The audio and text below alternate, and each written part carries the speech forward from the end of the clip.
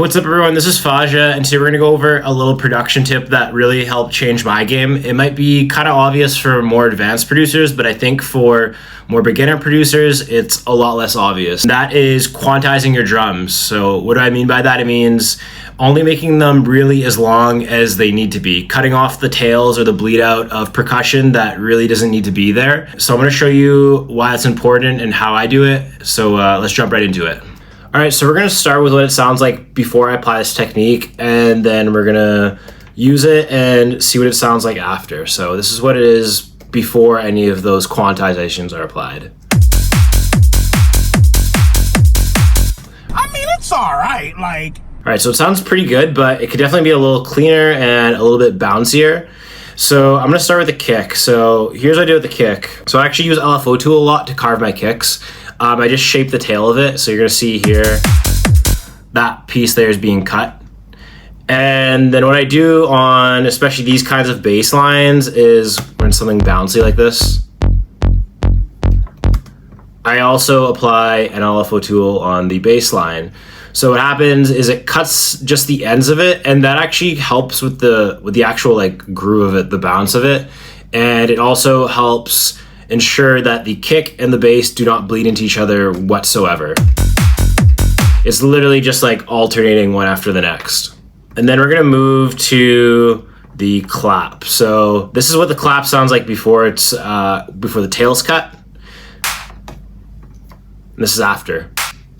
So pretty big difference.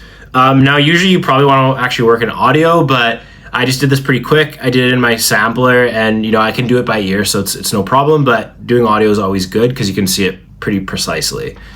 And then this is what it's like on the hi-hat. So pretty long, much shorter, and it gets rid of the unnecessary tail. And then you're gonna see here I have this loop. I'm kind of lazy, so I use this hi-hat loop. But you're gonna see in the hi-hat loop too that each note's kind of cut. I suspect they're probably not bleeding into each other fully, and it just sounds very, there's a proper groove to it, and you probably couldn't achieve that if they're just, letting the hi-hats bleed into each other. So, all right, so let's hear what it sounds like after.